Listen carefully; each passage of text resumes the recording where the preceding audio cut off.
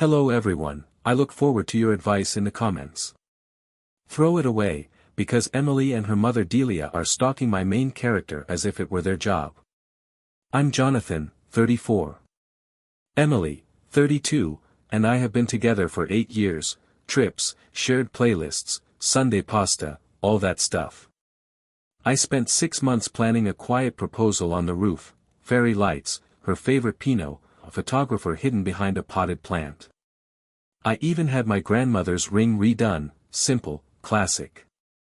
He decided not to confront without proof. With Emily skilled at deflection and her mother ready to reframe any concern as instability, he switched from hope to documentation. Enter Delia. She accidentally found the ring box when she popped by to drop soup. She never brings soup. She wrinkled her nose like I'd handed her a paperclip. Sweet, but small, she said. Emily's hands are long. Bigger stones look better in photos. When I didn't bite, she fired a round of doubts. Are you financially ready? Emotionally?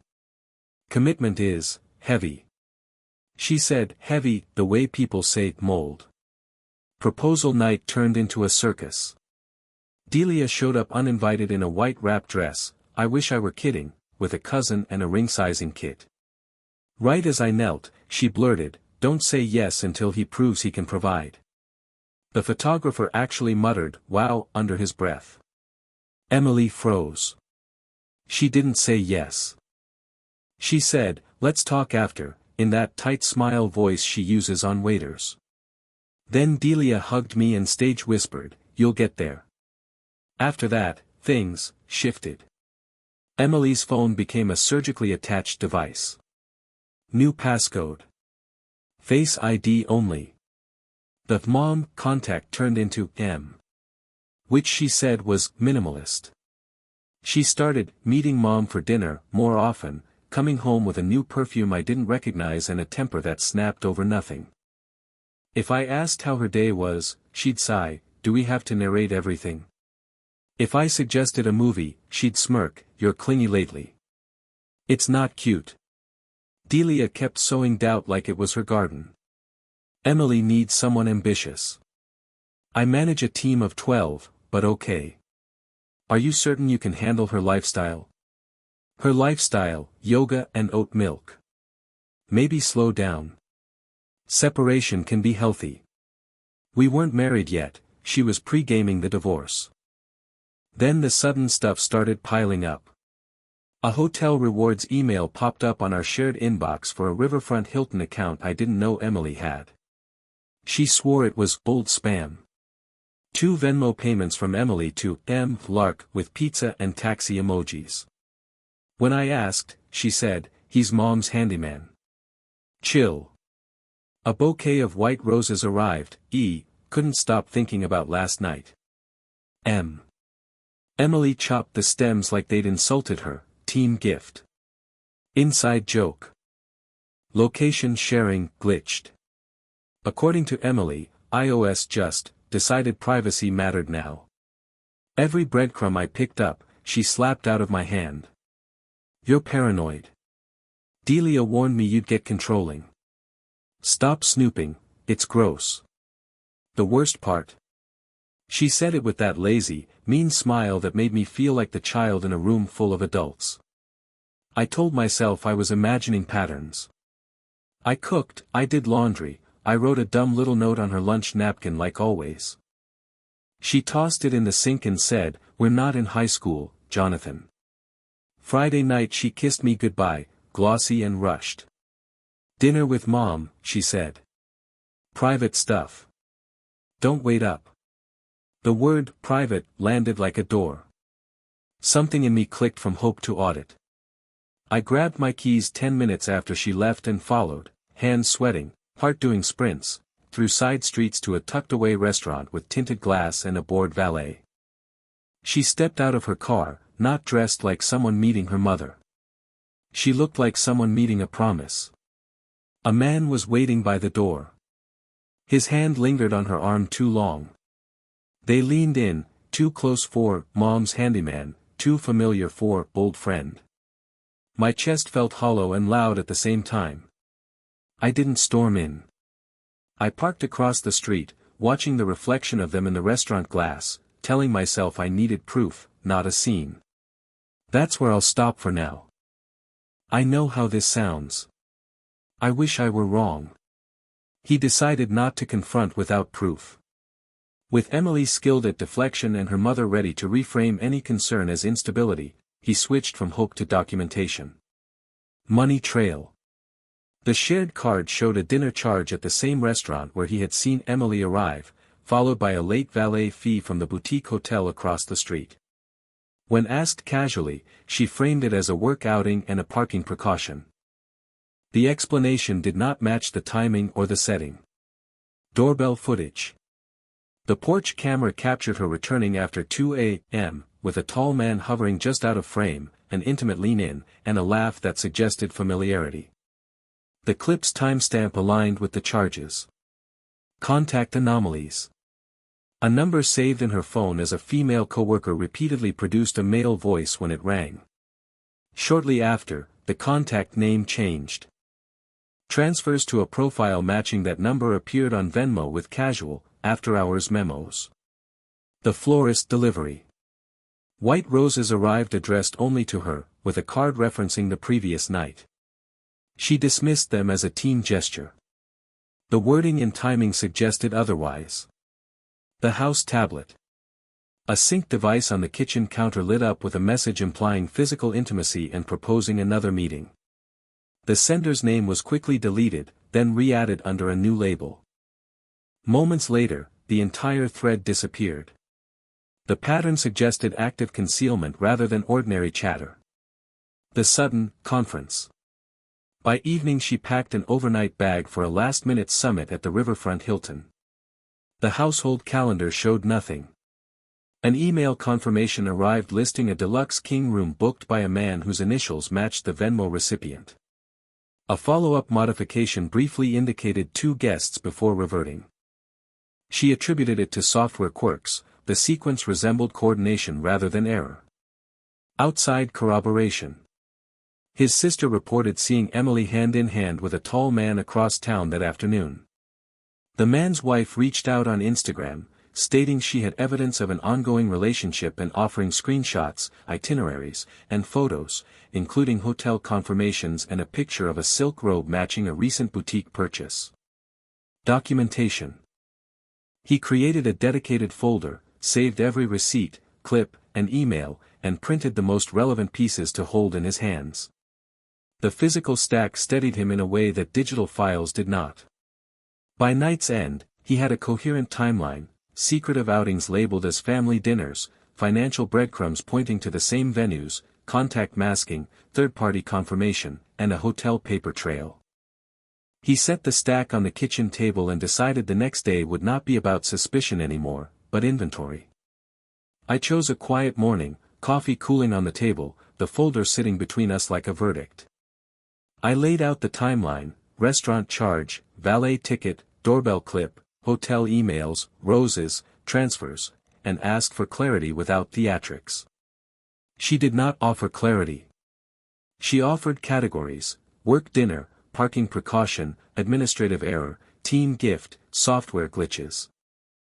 She characterized the video as manipulated, the flowers as corporate, the hotel as a block booking made by a third party. She reframed my calm as control and my questions as harassment. Every point became proof, not of her actions, but of my supposed instability.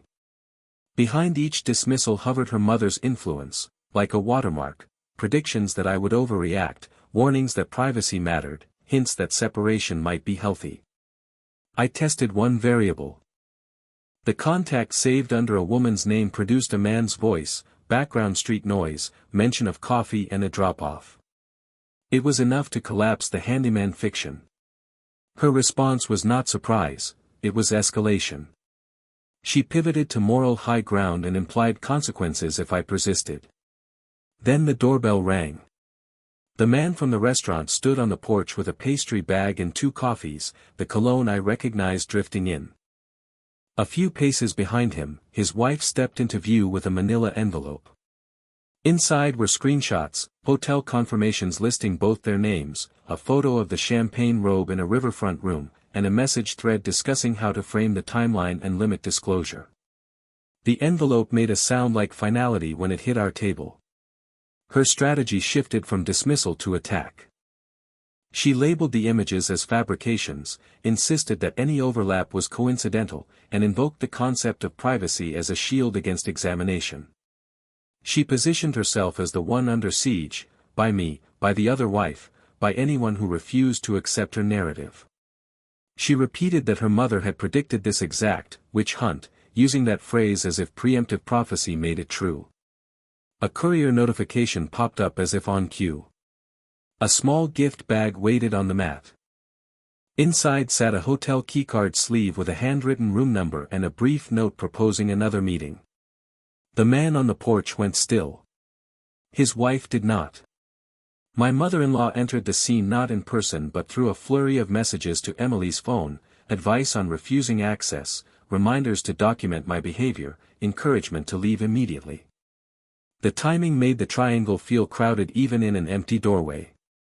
The exit was abrupt. She packed a tote, announced a need for space, and moved through our home scooping chargers and makeup into a bag. She warned me against touching her belongings and hinted at legal action if I interfered. She identified a friend's place as her destination, the hotel stationery in the envelope suggested a different address. When the door closed, the evidence remained where it had always been, quiet, consistent, heavy. The room felt surgically clean of denial. I collected the papers back into the folder and realized the confrontation had produced exactly what I needed, not an admission, but a record of strategies: minimize, invert, outsource blame, threaten, exit, stacked beside the receipts. The next part would not be about proving anything to anyone else. It would be about surviving what had already been proven. The morning after the folder, the porch, and the exit arrived without ceremony. The house held its breath. Her perfume lingered in the fibers of the pillowcase, the silence clung to the walls. I moved through the rooms like a museum visitor studying a life that used to belong to me. The kitchen still held our routines, the kettle on the back burner, the coffee tin in its usual corner, the ridiculous oven mitt shaped like a fish she insisted on buying. I made coffee out of habit and forgot to drink it. I made another and watched the steam die. Shock did not crash like a wave, it seeped.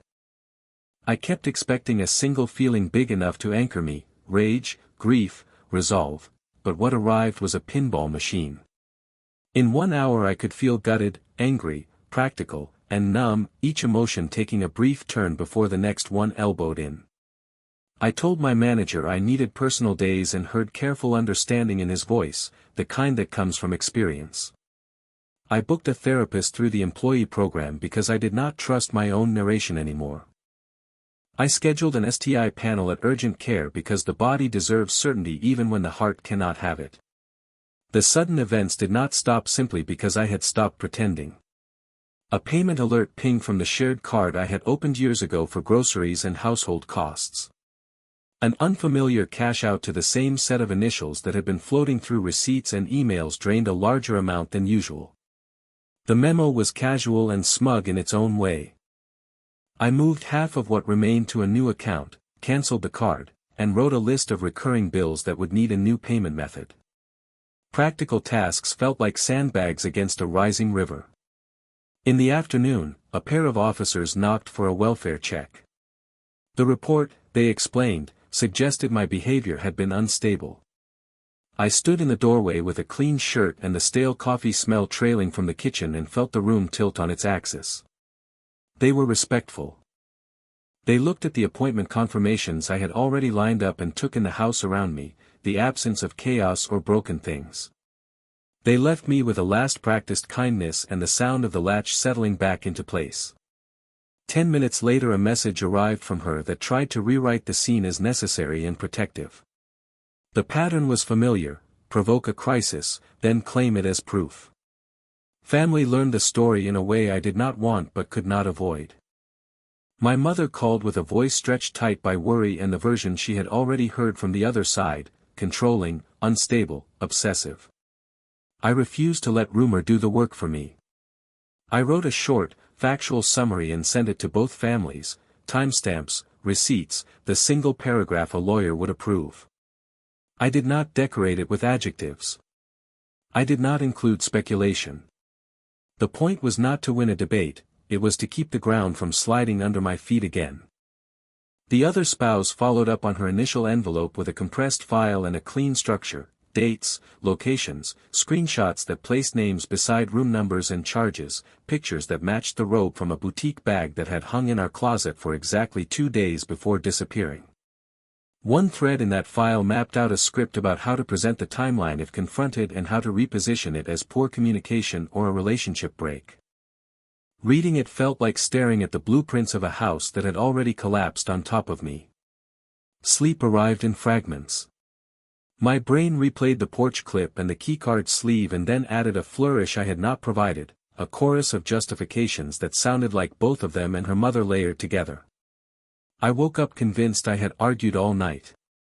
When the adrenaline would not settle, I cooked eggs, bacon, then pancakes until the kitchen smelled like the kind of morning I recognized.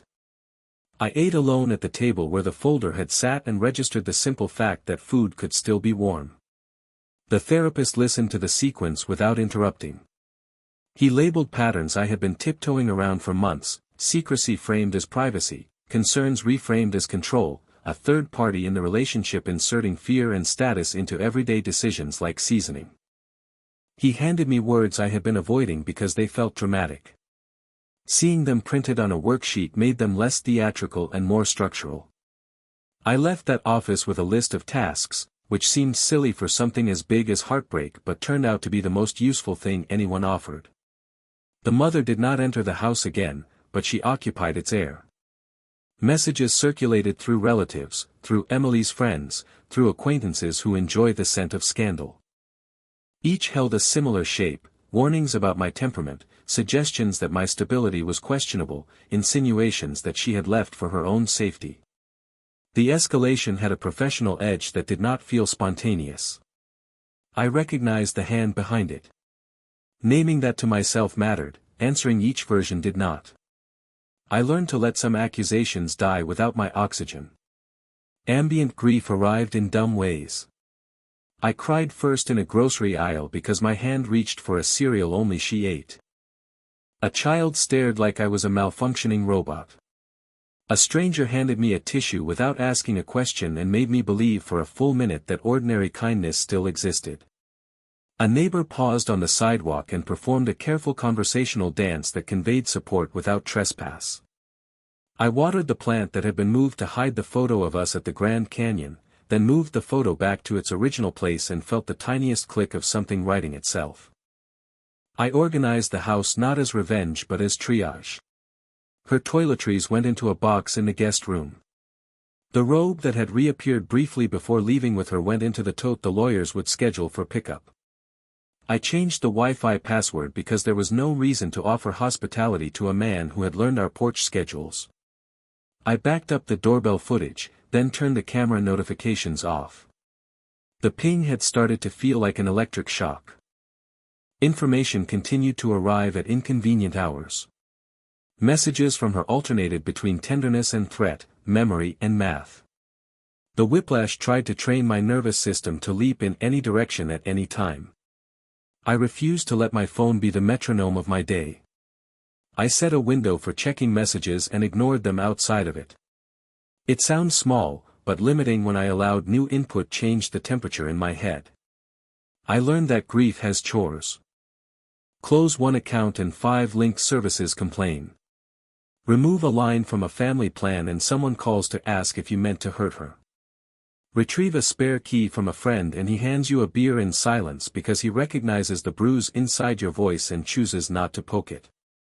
Cancel a reservation at a restaurant you picked for a proposal that never fully happened and feel the absurdity of apologizing to a stranger for a table you will not need for a future you will not have. I wrote a list titled Proof that my mind was not unspooling.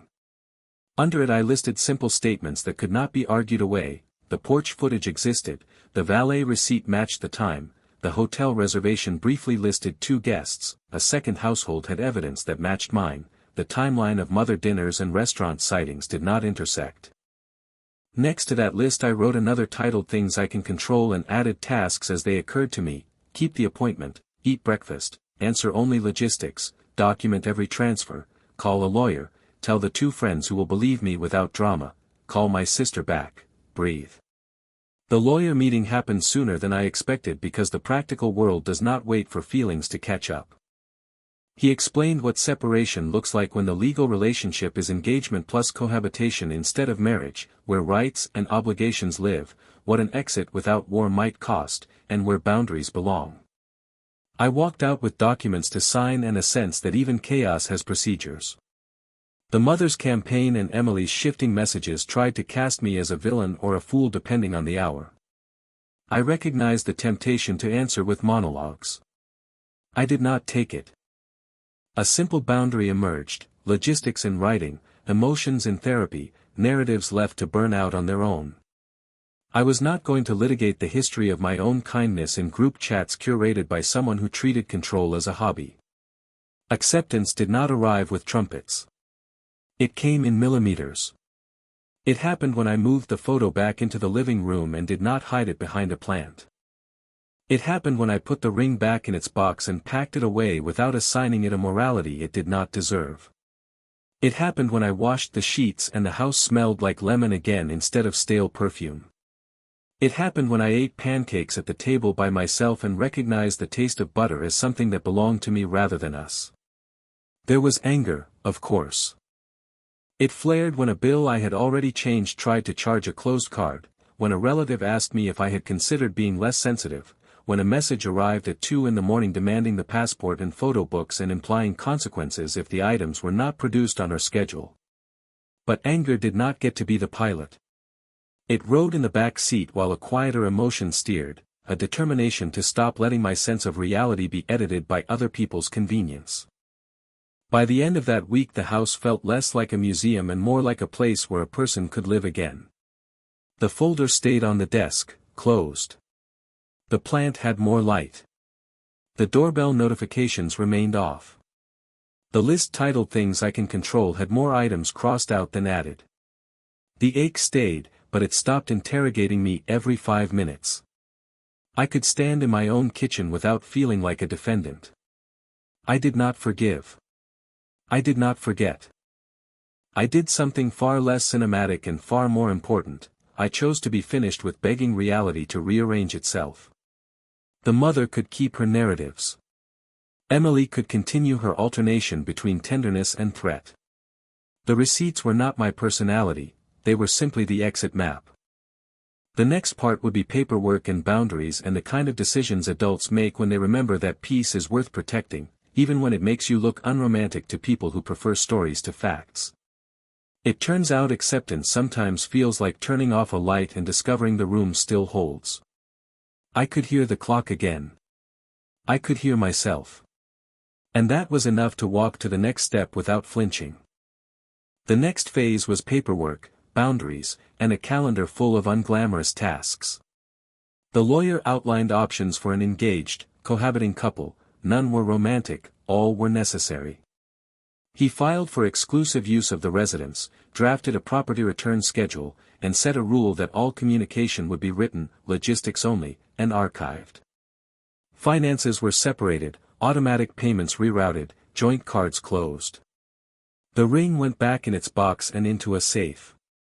The hotel receipts, transfers, and doorbell clips stayed in the folder in case anyone needed proof beyond the obvious. A final set of sudden events arrived like a weather front. Her mother expanded the narrative campaign through relatives and acquaintances. It fizzled against the same 2 paragraphs of facts he had already shared with both families. The other spouse filed her own papers and sent a quiet update that the hotel trail had reached workplace policy. Professional conduct reviews began without his involvement. A last burst of alternating messages from Emily arrived, affection, accusation, and leverage in rapid sequence, and then stopped once the email-only boundary held. The scheduled pickup happened with a witness present, toiletries, documents, and a handful of sentimental items left the house in orderly boxes. No scenes, no last-minute speeches, no porch theater. He kept therapy on the calendar, not as a crisis measure but as maintenance. The STI panel came back clean. Sleep returned in fragments and then in longer stretches. The house changed in small, satisfying ways, a wall repainted, the plant moved where the light actually hit it, the Grand Canyon photo returned to the shelf it had been exiled from, a lamp bought only because it sparked a private smile in a store. The doorbell notification stayed off. The list titled Things I Can Control grew shorter, then turned into a single line, keep choosing the quiet that is earned. There was no reconciliation attempt worth the name, only a few final volleys from a distance that landed with less force each time. He declined the invitation to keep performing sanity for people committed to a different script. The receipts were not a personality, they were the map out. He followed it. Conclusion: what this taught me, and anyone reading at 3 a.m. wondering if they are paranoid. Document rather than debate. Screenshots and timestamps outlast performances. Protect body, money, and space first. Tests, accounts, locks, and routines matter. Set written-only boundaries for logistics. Starve chaos of improvisation. Judge actions, not stories. Hotel keycards, altered contacts, and coordinated alibis are actions.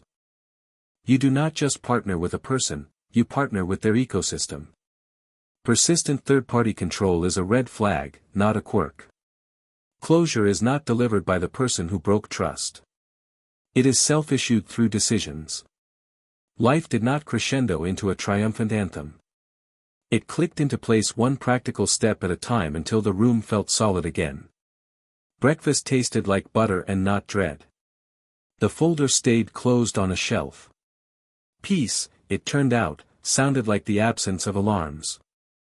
TLDR, proposal sabotaged by a controlling mother, relationship eroded by secrecy and gaslighting, affair confirmed by receipts and third-party evidence. Lawyer, boundaries, separation, and therapy followed. I kept the house and my sanity, and left the performance to the people who needed it.